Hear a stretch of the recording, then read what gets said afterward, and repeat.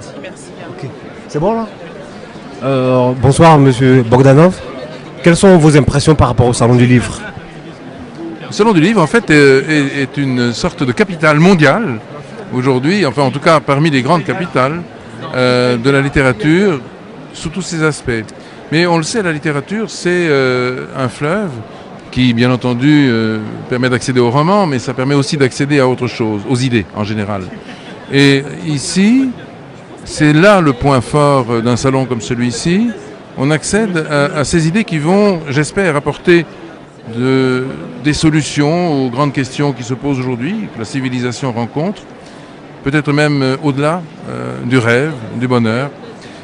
Il y a finalement une sorte d'espérance qui souffle dans un salon comme celui-ci parce que on est au-delà de la matérialité. Bien sûr, la matérialité c'est les livres, mais au-delà de ça, il y a un message qui est immatériel, qui est un message qui, je pense, se ressent et en tout cas que nous, à notre échelle, Igor et moi, nous essayons de transmettre puisque nous sommes, entre guillemets, des ambassadeurs de l'avenir. Donc, de ce point de vue-là, on apporte, je l'espère, ce message d'avenir. Est-ce que votre livre il est destiné à un public particulier? Non, il est destiné en fait à tous ceux qui, s'interrogeant finalement sur les formes que va prendre notre civilisation demain, souhaitent avoir des réponses simples. En fait, notre credo, Igor et moi, c'est qu'on a tous le droit de poser des questions compliquées. Mais nous avons le devoir d'y répondre par des réponses simples. Poser des questions compliquées, apporter des réponses simples, c'est, à notre avis, le fondement d'une forme de démocratie qui dépasse la démocratie partage du pouvoir. C'est, au-delà de ça, aujourd'hui, le partage du savoir qui compte. Et de ce point de vue-là, nous espérons bien remplir notre rôle. C'est la raison pour laquelle les livres en question s'adressent à tous, bien sûr. Maintenant, les frères Bogdanov sont beaucoup suivis en Afrique. Est-ce que vous avez un message pour les lecteurs africains? Absolument. Nos amis, en fait, d'Afrique sont pour nous très importants.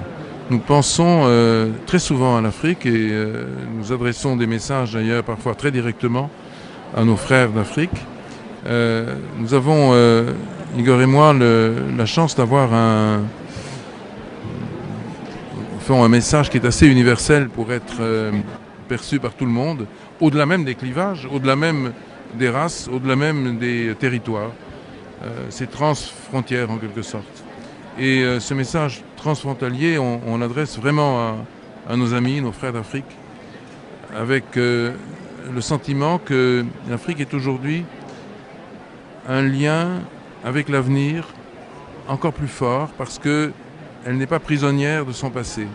Souvent, les nations dites avancées en Europe occidentale sont en un certain sens ralenties dans leur effort pour aller vers l'avenir par tout ce poids des traditions, des conservatismes. Et au fond, l'Afrique est un merveilleux pays neuf. C'est un peu le territoire de l'espérance. C'est le territoire du renouveau. Et quand on parle de renaissance, la nôtre a existé il y a longtemps, c'était il y a plusieurs siècles en arrière. Je pense que la vraie renaissance, elle passe justement par l'Afrique. Pour nous, c'est le berceau pour demain. Le berceau des idées, le berceau des renouvellements, le berceau des ressources, le berceau du savoir-vivre aussi.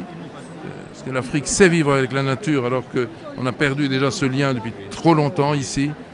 On sent à quel point nous sommes coupés et on sent à quel point l'Afrique est vraiment en lien avec cet environnement qui pour nous est un problème et qui pour les Africains est un mode de vie, une solution. Donc oui, nous sommes demain avec les Africains et après-demain encore davantage. Okay. Merci. Un jour vous voir en Afrique, venir justement parler de tout cela.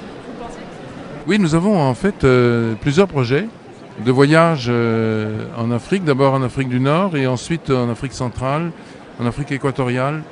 Nous sommes en train de développer des projets importants avec la RDC, la République démocratique du Congo, avec l'autre Congo d'ailleurs aussi, avec également le Sénégal. Enfin, on a plusieurs étapes comme ça qui sont pour nous assez majeures. qui sont liés à des transferts d'idées, mais aussi des transferts de technologies. Et quand je dis transfert, c'est dans les deux sens. C'est pas simplement comme ça arriver avec des solutions imposées, c'est aussi aller au-delà de ce qu'on appelle l'échange, c'est le partage. En fait. D'accord. Nous sommes vraiment pour le partage. Ok, merci bien et bonne soirée.